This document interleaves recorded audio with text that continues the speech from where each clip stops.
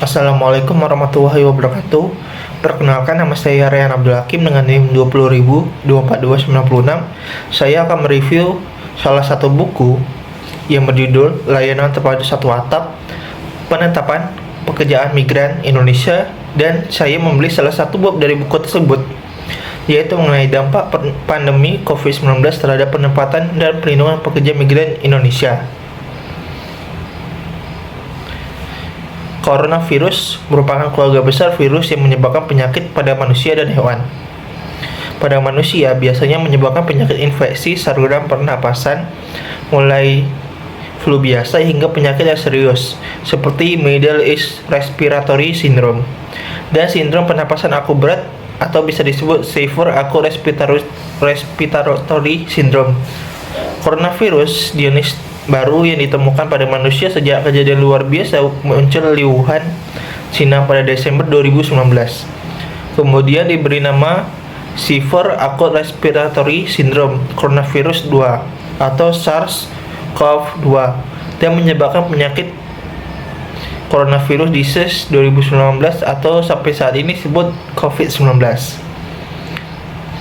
World Health Organization atau WHO menetapkan penyebaran virus ini sebagai global emergency pada 30 Januari 2020 dan mengubah status tersebut menjadi pandemi pada tanggal 11 Maret 2020. WHO dan pemerintah di berbagai dunia telah mengeluarkan sejumlah kebijakan untuk menekan laju penyebaran virus COVID-19 ini. Berbagai negara melakukan pembatasan akses masuk ke negaranya sebagai upaya untuk menekan lonjakan kasus yang diakibatkan oleh COVID-19. Namun, di satu sisi, hal ini berimbas pada nasib ketenagakerjaan global. Salah satu kelompok yang sangat rentan terhadap masalah ketenagakerjaan adalah pekerja migran. Menurut International Labour Organization atau ILO, pekerja migran sering dikecualikan oleh berbagai negara penempatan selama penerapan kebijakan pencegahan COVID-19. Berbagai permasalahan dialami oleh pekerja migran selama pandemi COVID-19 berlangsung. Beberapa di antaranya yaitu permasalahan terkait subsidi upah, keterbatasan akses untuk mengikuti tes COVID-19 atau perawatan medis karena status non-prosedural. Selain itu, status pekerja migran informal membuat pekerja migran dengan status itu tidak memperoleh jaminan sosial yang layak sebagaimana yang diperoleh pekerja migran formal. Penyebaran virus COVID-19 di Indonesia telah melumpuhkan berbagai sektor penting seperti ekonomi, pendidikan, kesehatan, dan sebagainya. Salah satu hal yang terdampak akibat pandemi COVID-19 di Indonesia adalah pekerja migran di Indonesia. Berbagai aturan terkait pekerja migran Indonesia pun turut diterbitkan sebagai upaya pemerintah untuk tetap melindungi pekerja migran Indonesia meskipun pandemi COVID-19 sedang melanda.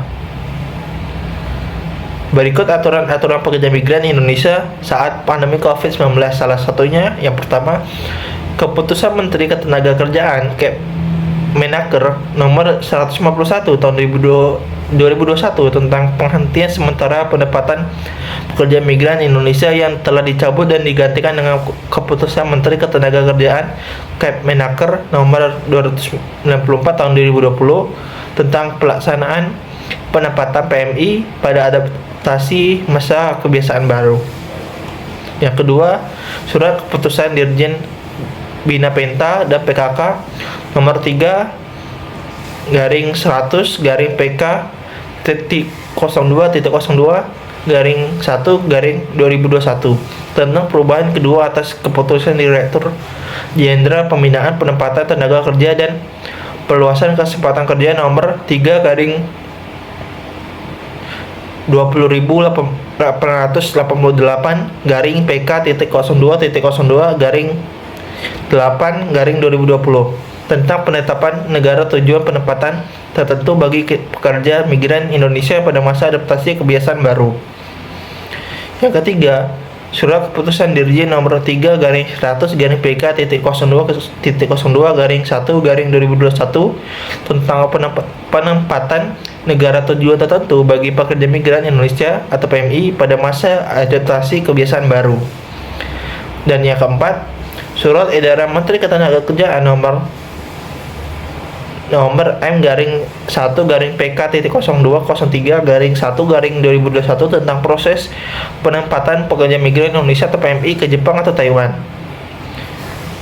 Yang kelima, Peraturan Menteri Koordinator Bidang Perekonomian Republik Indonesia nomor 6 tahun 2020 tentang pelabuhan khusus bagi penerima kredit usaha rakyat terdampak pandemi coronavirus disease 2019 atau COVID-19. Lanjut ke pembahasan berikutnya mengenai pekerja migran Indonesia atau PMI yang tidak berdokumen dan cara mengatasinya di masa pandemi COVID-19. Sejak pandemi COVID-19 melanda, berbagai negara yang menjadi tujuan keberangkatan pekerja migran Indonesia menerbitkan berbagai kebijakan terhadap pekerja migran Indonesia dalam rangka menekan laju penyebaran COVID ini. Salah satu kebijakan yang berkaitan dengan pekerja migran adalah pemulangan pekerja migran ke negara asalnya dengan mengurangi lonjakan kasus COVID-19 negara tujuan.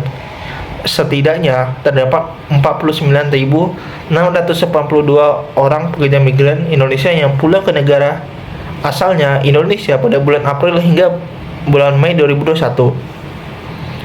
Selain kebijakan pemulangan pekerja migran, dampak lainnya yang dirasakan oleh pekerja migran Indonesia adalah tertundanya keberangkatan ke beberapa negara tujuan dikarenakan kebijakan pengetatan lalu lintas keimigrasian di berbagai negara. Pemerintah melalui Kementerian Ketenagakerjaan juga mengambil sebuah langkah bagi para pekerja migran Indonesia. Pada bulan Maret 2020, Kementerian Ketenagakerjaan resmi melakukan pemberhentian sementara pekerja migran Indonesia ke luar negeri. Kebijakan ini dilakukan untuk memberikan perlindungan kepada para pekerja migran Indonesia dan telah diatur dalam Keputusan Menteri Ketenagakerjaan Republik Indonesia nomor 151 tahun 2020 tentang penghentian sementara penempatan pekerja migran Indonesia. Kebijakan ini diberlakukan sejak tanggal 20 Maret 2020. Saat dikeluarkan peraturan ini, pekerja migran yang telah memiliki visa kerja dan tiket transportasi ke negara tujuan dapat diberangkatkan jika negara tujuan penempatan tersebut tidak menutup akses bagi orang asing untuk masuk ke negaranya.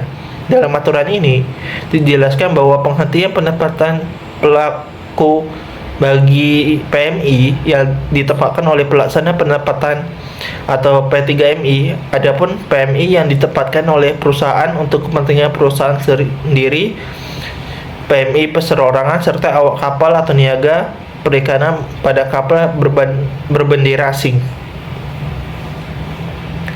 Akibat keluarnya peraturan tersebut, jumlah pengiriman PMI tentu mengalami penurunan secara drastis.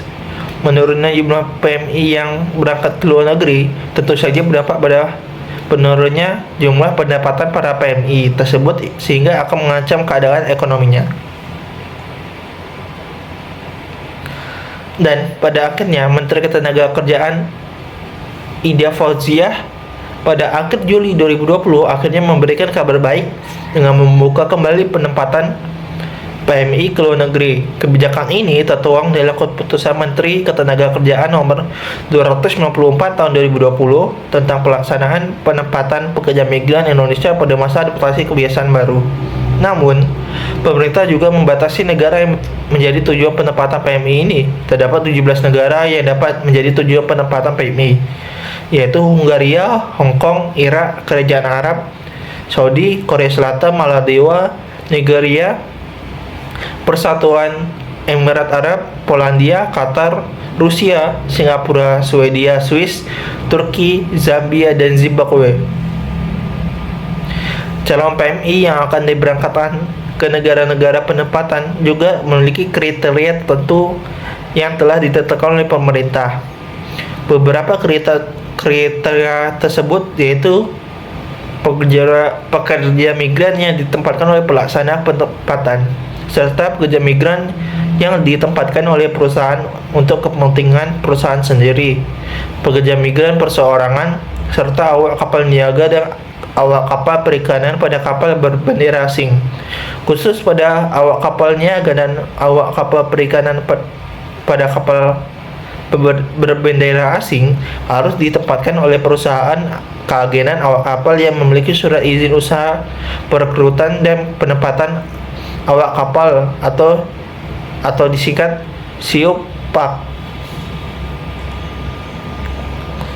Selain penempatan kriteria, Menteri Tenaga Kerja Ida Fauziah juga menetapkan skala prioritas untuk PMI yang akan diberangkatkan ke negara penempatan, yaitu di urutan pertama TKI yang memiliki visa, yang kedua TKI yang sudah terdaftar dalam sistem komputerisasi pelindungan pekerja migran Indonesia, dan yang terakhir TKI yang ditempatkan oleh perusahaan penempatan pekerja migran yang telah memiliki surat izin perekrutan pekerja migran Indonesia.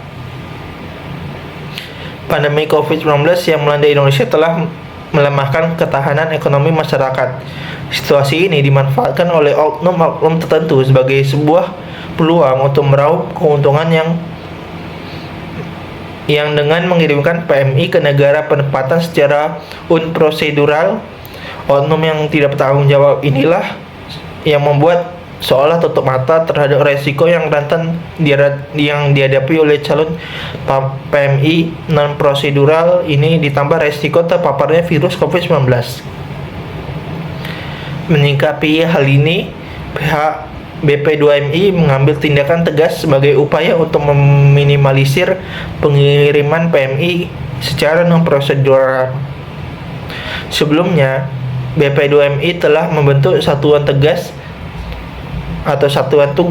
yang beranggotakan orang-orang terpilih seperti mantan Badan Research Komisaris Kabareskrim Kepolisian Republik Indonesia dan mantan Ketua Pusat Pelaporan dan Analisis Transaksi Keuangan atau PATK. Dalam rapat-rapat para anggota Satgas dan seluruh jajaran UPT BP2MI se-Indonesia yang dilaksanakan secara virtual pada bulan Oktober 2020 lalu, merumuskan beberapa hal yang terjadi kesepakatan Satgas dan BP2MI, yaitu yang pertama, Satgas dan B2MI akan menguatkan fungsi Satgas Pemberantasan Sindikat Pengiriman Unprosedural Pekerja Migran Indonesia ini melalui penguatan para personel dan kebijakan yang berwenang dalam mengatur terkait PMI dalam bentuk keputusan Presiden atau Kepres. Yang kedua, perlu dilakukan rapat koordinasi mengenai penanganan dan penegakan hukum bagi PMI yang melibatkan kementerian atau lembaga terkait, yaitu TNI Polri, Komnas HAM, LPSK, Kemenaker, Kementerian Anak dan PPA, serta Kementerian Luar Negeri sebagai langkah dalam mendorong penanganan kasus pidana maupun untuk memenuhi hak-hak pekerja migran yang telah dirumuskan dalam program kerja atau program Satgas. Yang ketiga, perlu dilakukan due diligence atau audit kepatuhan terhadap korporasi dengan menelusuri sumber-sumber keuangan dan transaksi keuangan perusahaan penempatan PMI. Yang keempat, perlu membongkar pelaku utama atau mastermind di balik korporasi, bukan hanya pelaku antara due diligence dilakukan dengan sampel di wilayah perbatasan maupun kota besar. Dan yang terakhir ada perlu meningkatkan kapasitas SDM dalam penegakan hukum bagi jajaran BP2MI pusat dan daerah, serta pemahaman peran PMI dalam mengatasi persoalan. Kemudian yang terakhir, komentar saya mengenai dampak pandemi COVID-19 terhadap penempatan dan pelindungan pekerja migran Indonesia atau PMI, yaitu kita semua tahu bahwasanya pandemi COVID-19 berpengaruh terhadap kondisi ketenagakerjaan di Indonesia. Isu kesehatan masyarakat kemudian menjadi prioritas utama pemerintah dalam pengambilan kebijakan di bidang ketenagakerjaan. Pekerja migran Indonesia atau disebut PMI juga terkena dampak pandemi COVID-19. Beberapa permasalahan yang dihadapi oleh PMI pada saat terjadinya pandemi COVID-19, salah satunya adalah ketidakpastian keberangkatan bagi calon PMI. Terus ada ketersediaan pelayanan kesehatan dan juga kendala ekonomi karena adanya kebijakan pengetatan arus mobilitas sosial. Oleh karena itu, menurut saya, pandemi COVID-19 ini juga telah memberi pelajaran bagi pemerintah Indonesia untuk membuat kebijakan pelindungan PMI yang bersifat fleksibel dan sesuai dengan isu temu takhir. Sekian hasil review saya mengenai buku yang berjudul Layanan Terpadu Satu Atap, LTSA, Pendapatan Pekerja Migran Indonesia atau PMI. Jika ada salah kata dalam pengucapan dan penyampaian review saya mohon maaf. Sekian, wabillahi taufiq walhidayah. Wassalamualaikum warahmatullahi wabarakatuh.